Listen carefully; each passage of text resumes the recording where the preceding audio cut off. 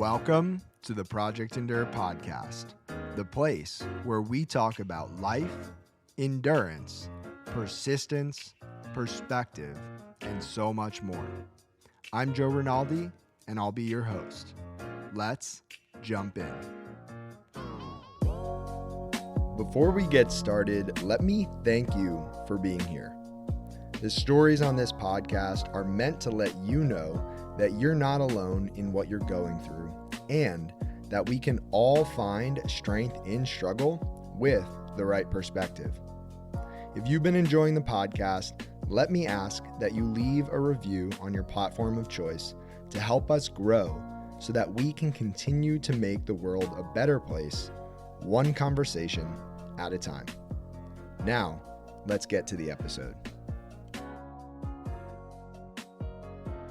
Welcome back to the Project Endure podcast, episode 110. We have myself, Joe Rinaldi, and we have a very, very, very special guest down in Texas, Jen Harms. Jen, how are you? I'm good. How are you?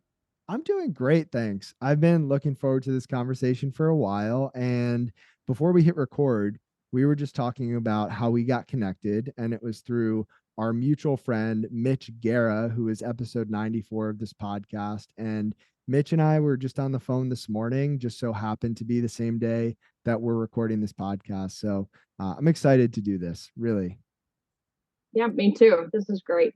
So why don't we start with this? If people don't know who you are, Jen, how would you introduce yourself to the people listening? Sure. I'm Jen Harms.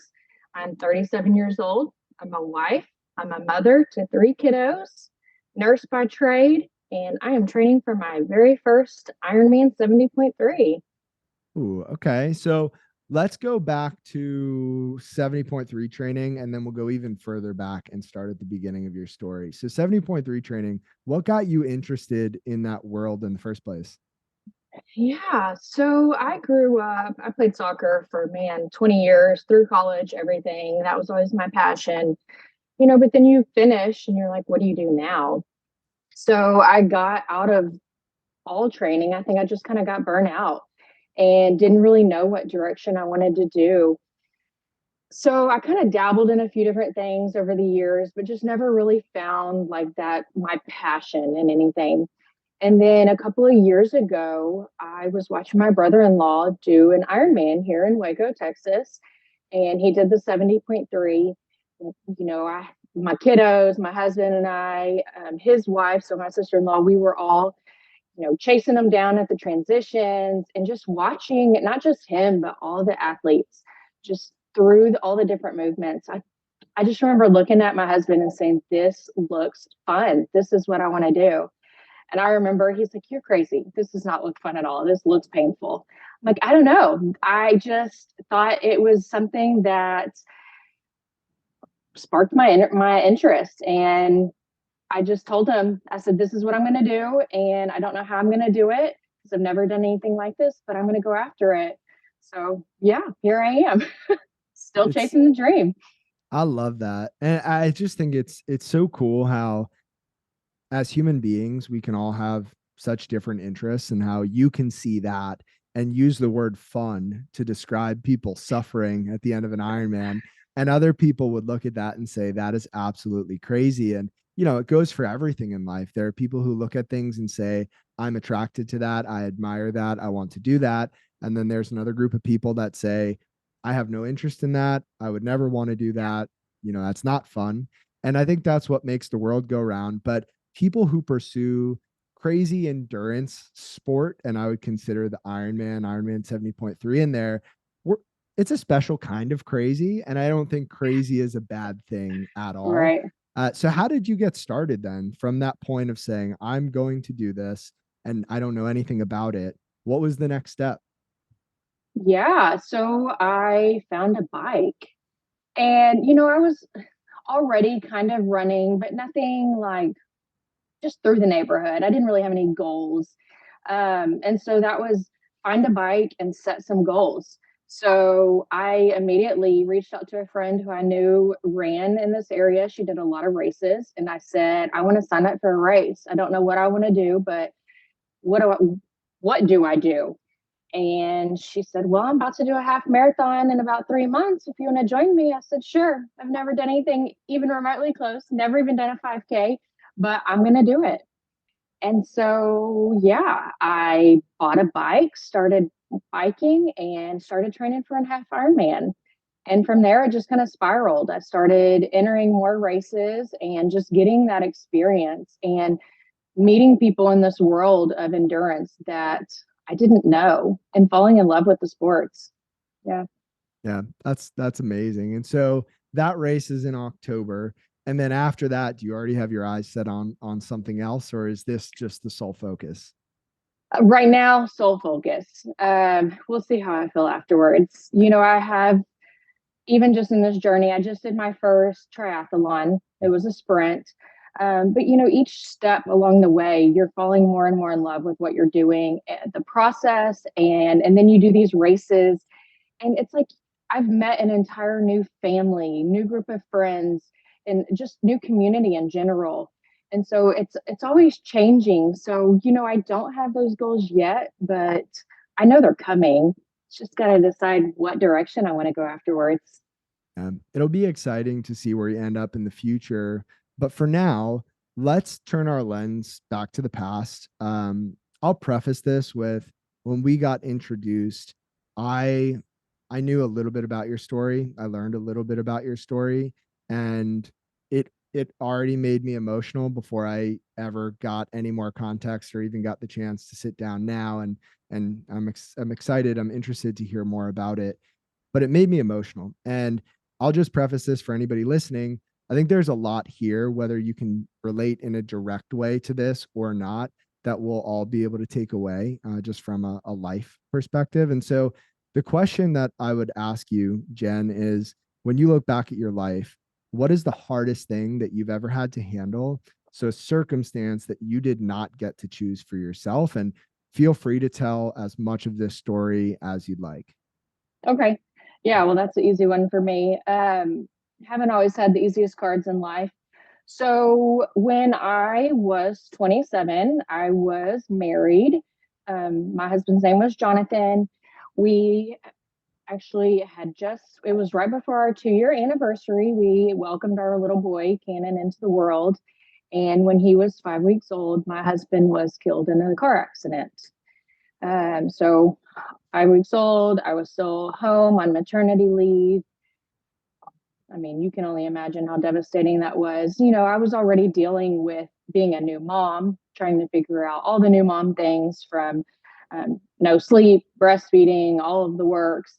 And then to have my husband ripped away from me, I mean, I didn't know what to do.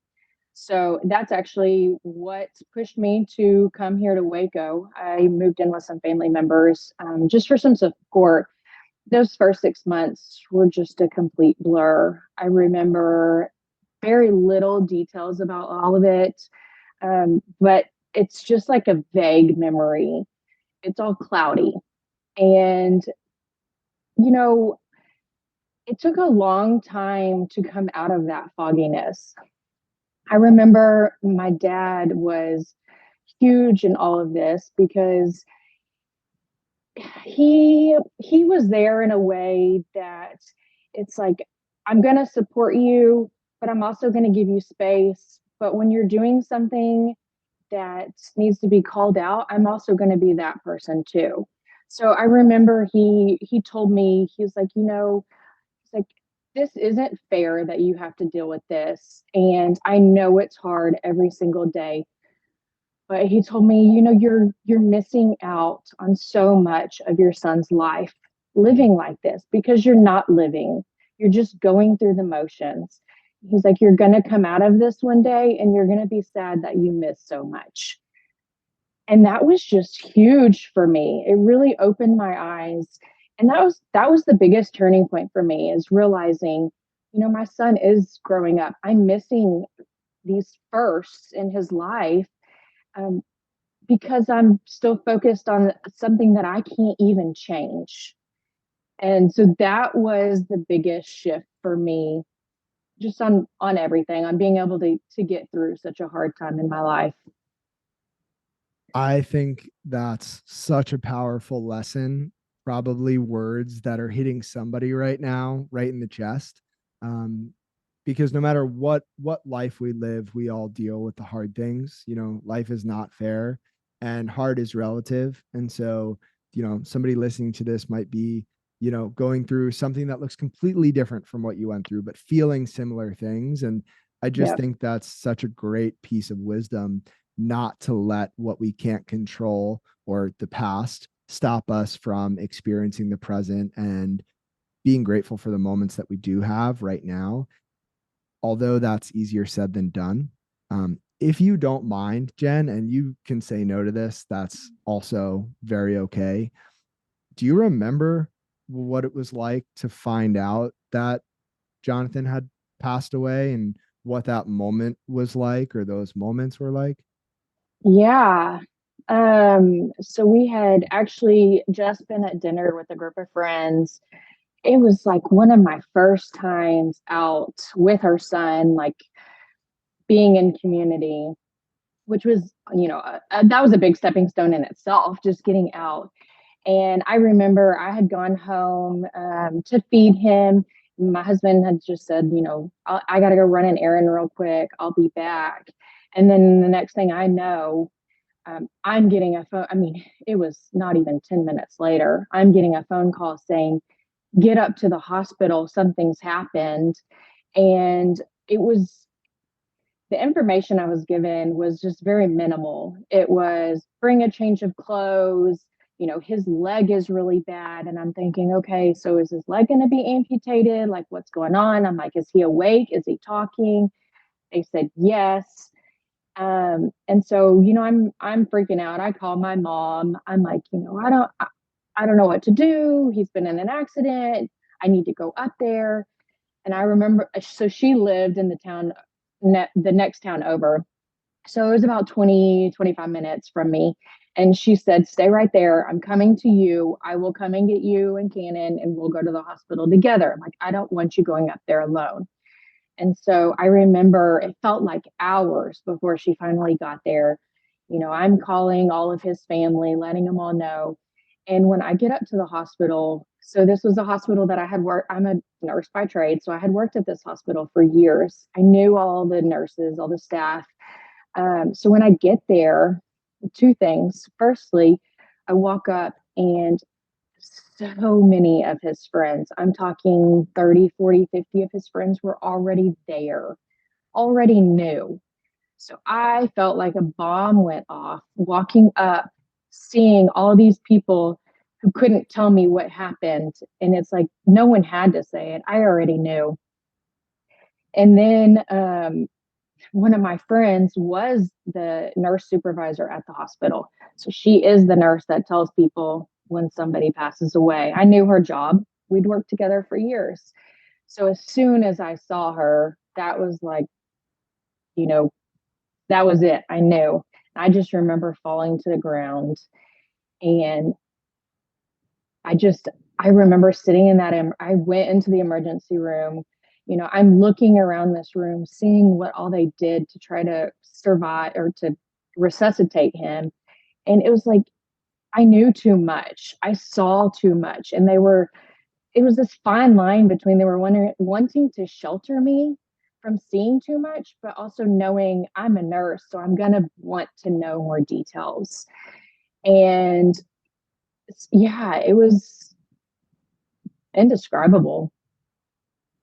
Yeah. I'm so sorry that you went through that, and I can't even imagine. Just sitting here on the other end, I have the chills, and I don't even know what to say. And I'm sure it's taken all of the 10 years. It's been 10 years since, or 9. nine. Mhm. I'm sure it's taken all of those years and still some to process. Maybe it'll be a lifelong processing. I don't know. But to go back to what your dad told you, it sounds like that's what you really needed. And usually this isn't a two-part question, but I also know then, you know, what continues to happen in your life Yep. and unfold. And so would you mind sharing kind of what happens next in this two-part sequence of the hardest thing that you've ever had to handle? Yes. So I'm going to bring a little positivity in between these two events. So shortly after my dad told me that, I really picked myself up. I got my son and I a house, started finding different ways in the community to connect. I started playing some indoor soccer, like I told you, fast soccer player. And I actually met my now husband playing indoor soccer. So my son was probably 6 or 7 months old at that time. And obviously, it, we just started hanging out, became friends, and my son just really gravitated towards him. And I know what I really needed at that time. And I was obviously dealing with a lot, like just irrational emotions. And he just stood there and he was with us and he dealt with me being crazy at times and having these weird, irrational meltdowns about things. And he really brought us through all of that. So several years later, we end up getting married, having another kid. Life's starting to turn around. I'm, you know, positive about everything. And yeah, it was several, what, 4 years after, 5 years after my late husband died, I get another phone call about the same time of night. It was like 9:30 at night, 9:30, 10. It's always that weird time zone. And it was, did you get a phone call about your dad? I'm like, what are you talking about? Like, I'm in bed reading. No. They're like, you need to call the hospital. Something's happened. And I'm like, what in the world is going on? Same hospital. So I'm calling up there, I'm listed next to kin. So of course they will only give me information. Same thing, another car accident. He was hit by a drunk driver, died on the scene. And it was just, they couldn't get a hold of family. So it was like somebody saw something and reached out to people on Facebook who finally got a hold of me. Again, just feeling in the dark about what is going on to somebody who is so close to me. And that is such a hard thing to get through and to deal with. Like, why do I feel like I'm the last person to get through this or to get this information? Thankfully, I had my husband this time to kind of help me through all of this. Um, but man, his accident was a straight over from my late husband's. They went to the same hospital, same time of night. You talk about PTSD, it just triggered everything back up again. It was hard. It's still hard. Yeah. Are there any lessons, positives, anything that you've taken away that's made you a better person from all of this, even though you would not wish this ever happened? Yeah. That's a good question. I would say where I am now, I wouldn't be here had these things. Yes, I wouldn't wish any of these, even on my worst enemy. But I also wouldn't be where I am today and who I am today had these things not happened. So, can I say that I would want to change my past? Probably not, because I am so grateful for who I am and where I am, and having the confidence to be a positive person, make an impact, and help people is something I couldn't have done 10 years ago. Hmm. Is there is there or was there anger that came up, is there around all of this? Yeah, grief is irrational. You never know what emotion is going to come. You never know what's going to make you cry. You never know what's going to make you angry. There is no rationality behind any of it. But, so my dad was on a motorcycle hit by a drunk driver. And I remember when I found out, obviously So really rough days followed that. But the last time that I saw his body, I had this sense of peace that he died doing something that he loved. And his life was not perfect, but I know that he wouldn't change where he was and how he died. And not that he wanted to die, right? But everybody's going to die at some point. And he got to do it while doing something that he fully loved. And he was in a happy place. He knew that I had confidence in his love. His grandkids, my kids had confidence in his love. And so I just felt this odd sense of peace about it. And it really, again, I remembered all these words that he had said, like, you can't change what's already happened. So live your life. And the one thing that it really like set off in me is to find your passions, live life to the fullest and do it now because we don't know when our last day is going to be. So take advantage of it while that life is still yours and make yourself uncomfortable doing these things. Make the big goals because you might not get that chance next year and you might, and that's great. But what if you don't? Like, I want to go out of life knowing and all my family and friends knowing that I lived the life I wanted to live and it was good.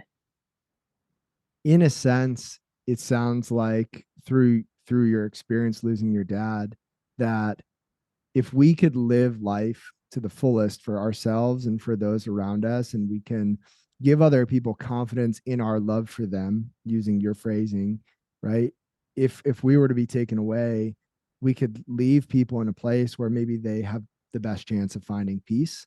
And just it's inspiring to think of living a life that is so loving, so fulfilling, so filled with purpose and passion, that if you were to be taken away, people would look at that and say, wow, Jen went out, Joe went out, doing her thing, doing his thing, living life the way that they wanted. And it brings to mind a quote from Les Brown that I'll read. And it goes, "The graveyard is the richest place on earth because it is here that you will find all the hopes and dreams that were never fulfilled, the books that were never written, the songs that were never sung, the inventions that were never shared, the cures that were never discovered, all because someone was too afraid to take that first step, keep with the problem, or determined to carry out their dream."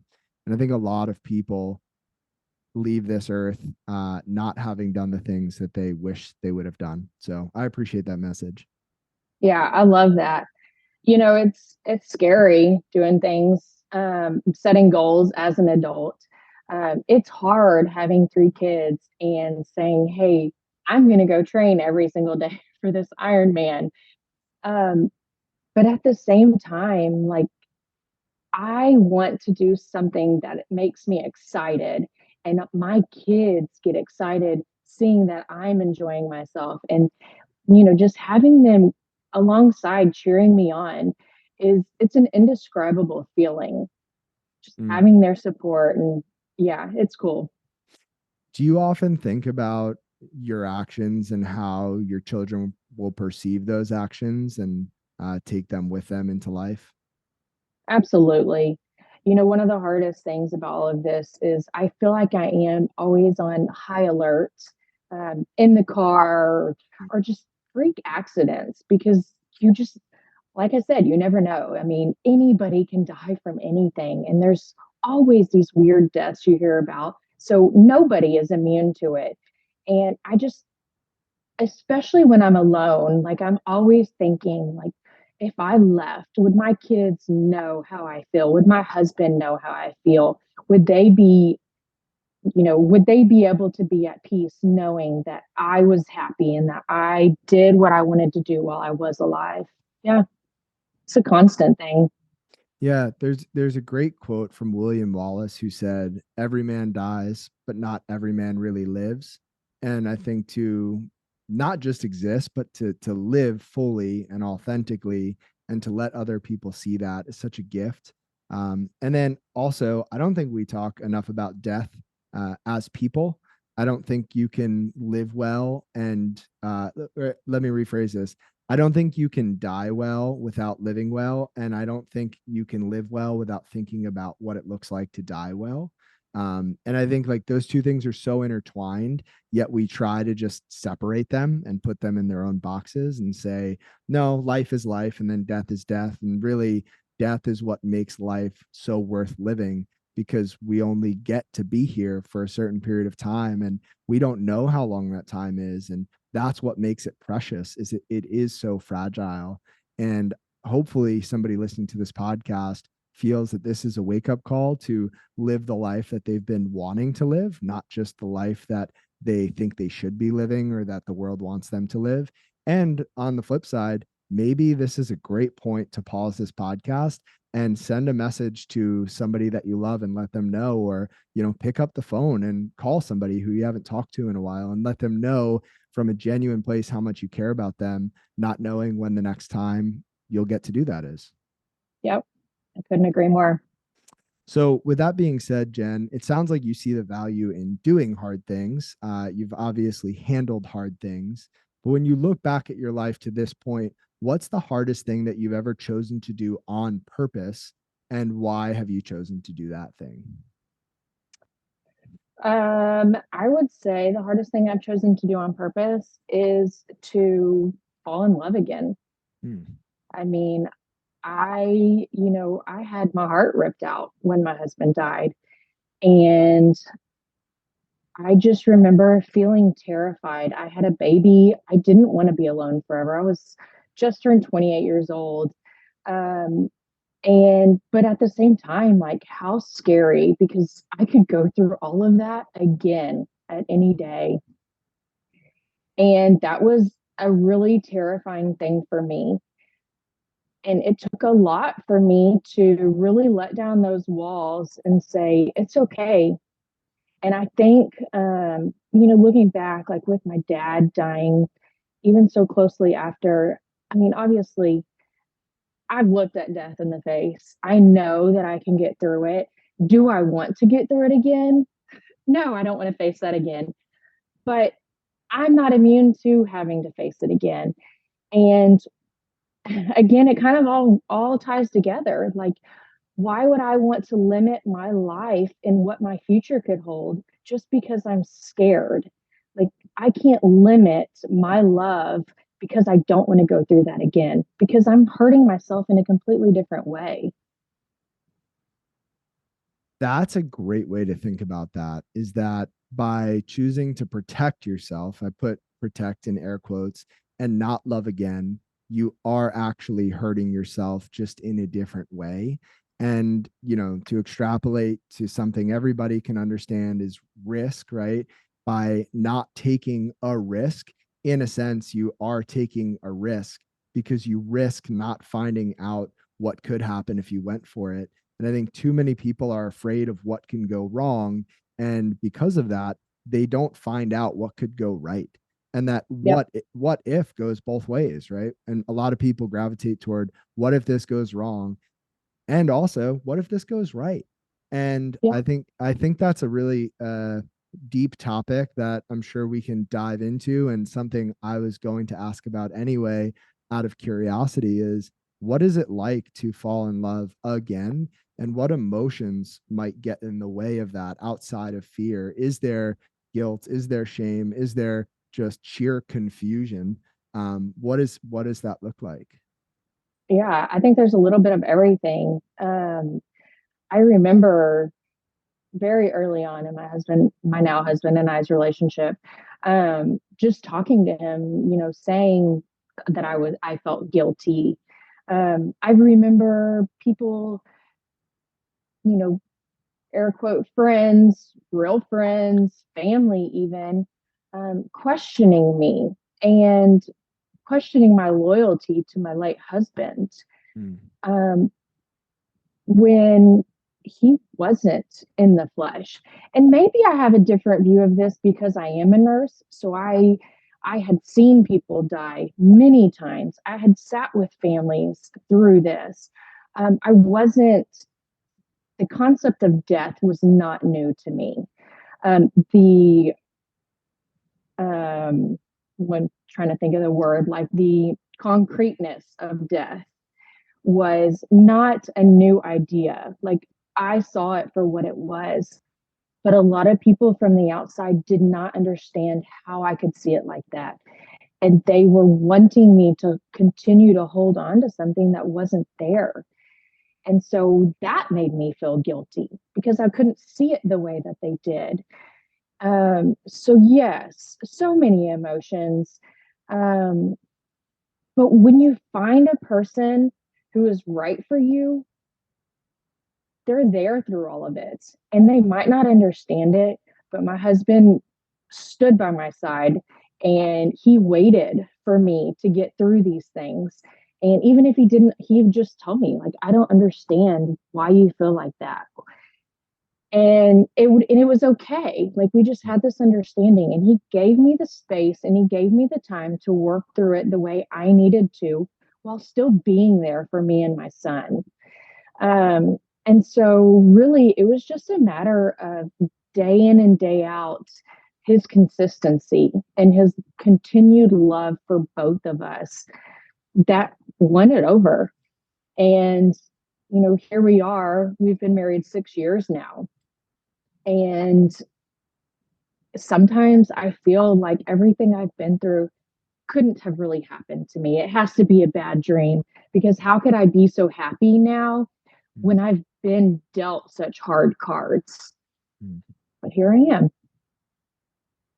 I really appreciate you sharing all that. And I can't imagine what it would feel like for the people around you that were friends, are friends, you thought were friends, feel as if you were doing something that wasn't right when you were seeing the world through your perspective and you were letting go of something that was no longer there, which I think is could be a whole discussion within itself. Is true strength might not look like holding on to things. A lot of times, true strength looks like letting go of things.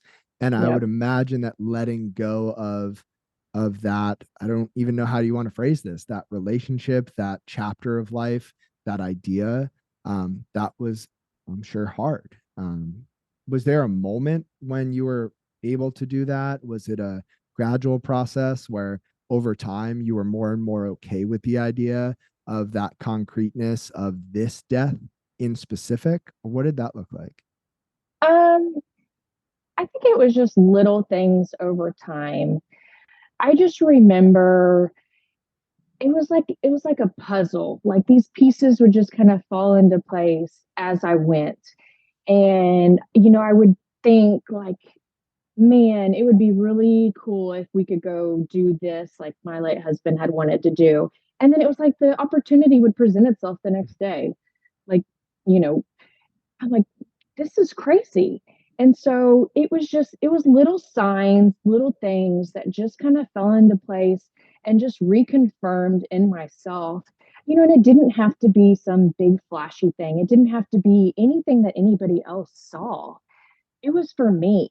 And it was like I felt like Jonathan was saying, it's okay to let go.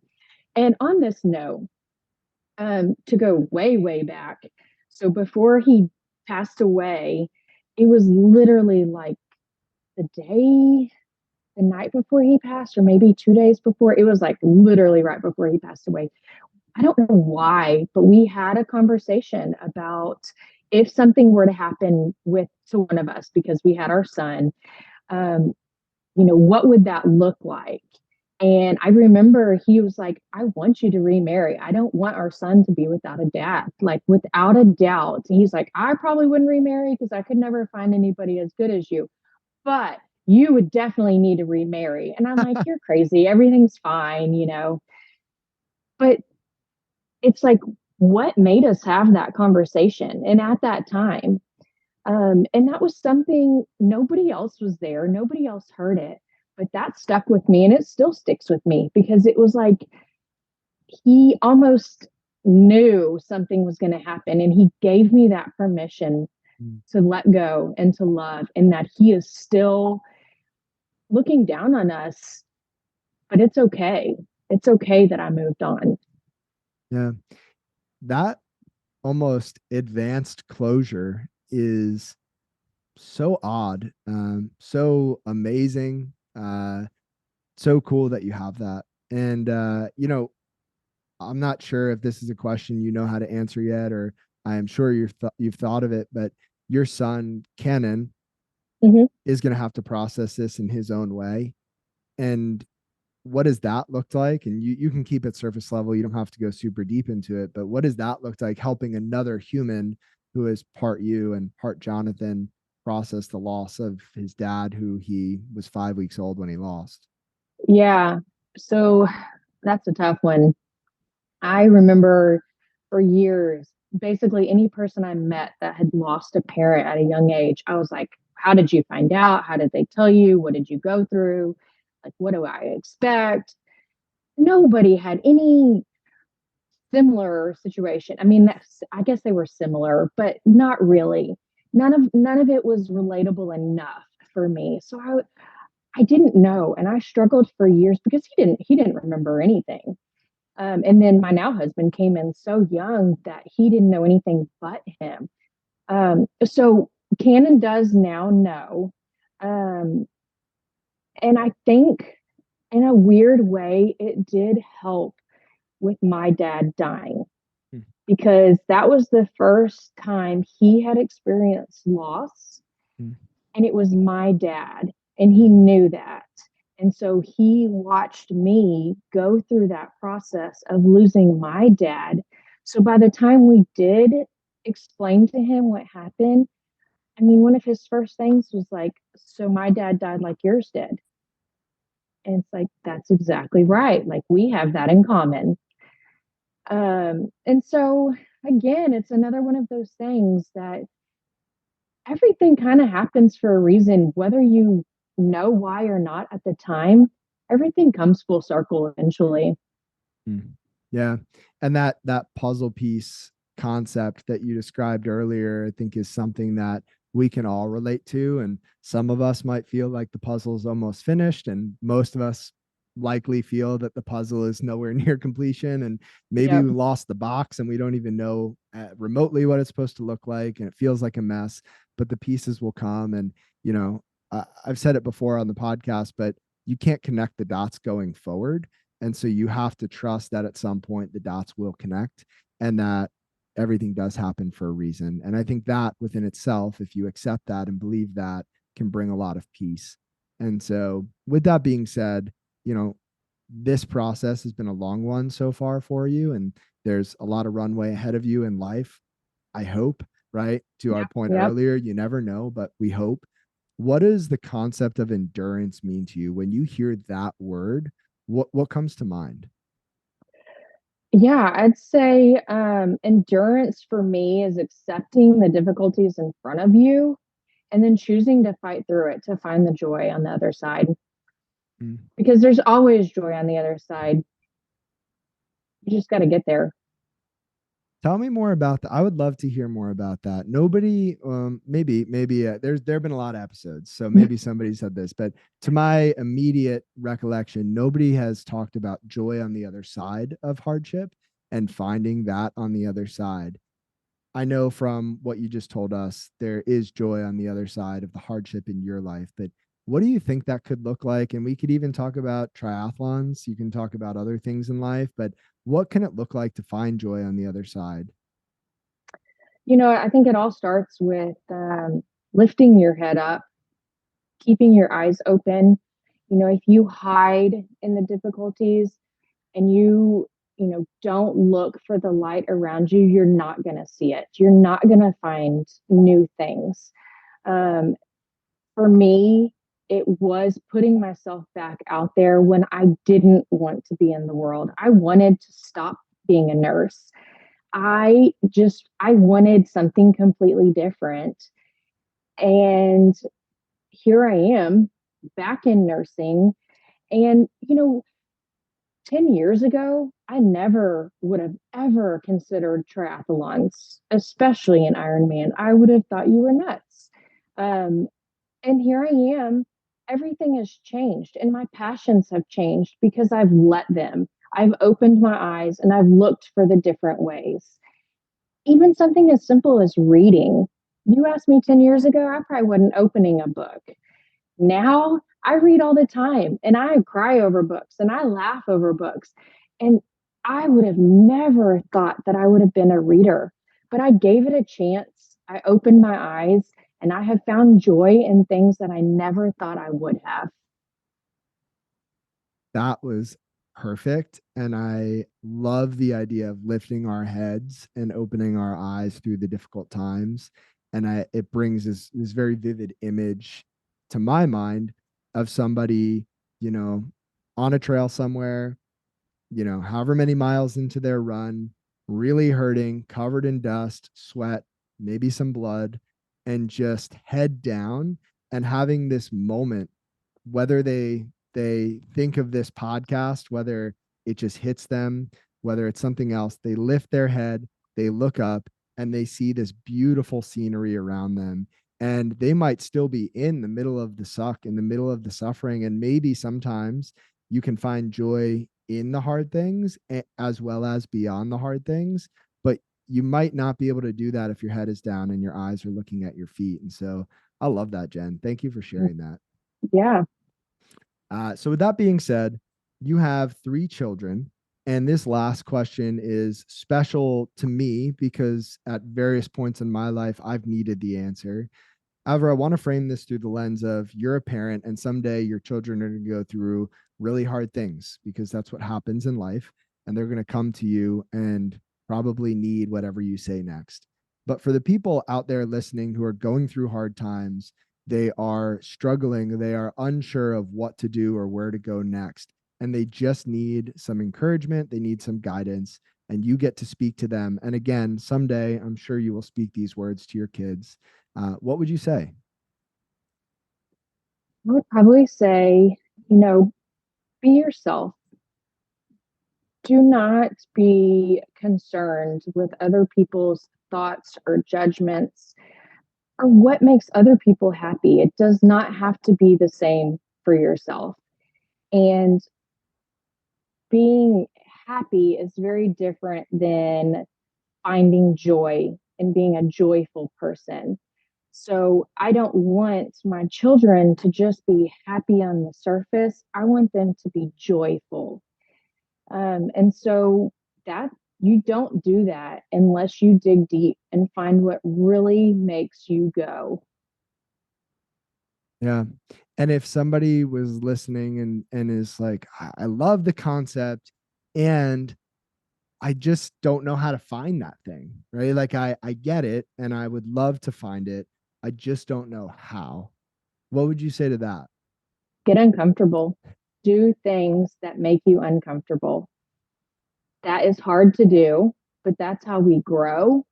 That's how we experience new things, and that's how we find new passions. If you don't like it, don't ever do it again, but just try it because you'd be surprised what you actually enjoy once you finally take the risk and go out there and do it. No, do hard things. That is our Do hard motto. things. Well, Jen, so if this conversation resonated with somebody out there, maybe somebody's going through a loss, maybe they're not, and they just want to reach out, say thank you, learn more about you, connect with you, where's the best place for someone to do that? Yeah, you can get my Instagram, Jen Harms 3 is probably the best. I don't do Facebook. So yeah, shoot me a message, follow me. I would love to chat. Awesome. Well, I'll link that in the description to make it easy for people to find. And Jen, just thank you for lifting your head up and keeping your eyes open and for finding joy and for falling in love and for sharing that with us. I feel very inspired and very grateful for this conversation. So thank you. Thank you. Thanks for having me. I really appreciated it. If you enjoyed this episode of the Project Indoor podcast, go ahead and subscribe, leave a review on your platform of choice, and share this episode with a friend. It helps us get more conversations like this out to more people like you. We appreciate you, and we'll talk to you next time. And one more thing.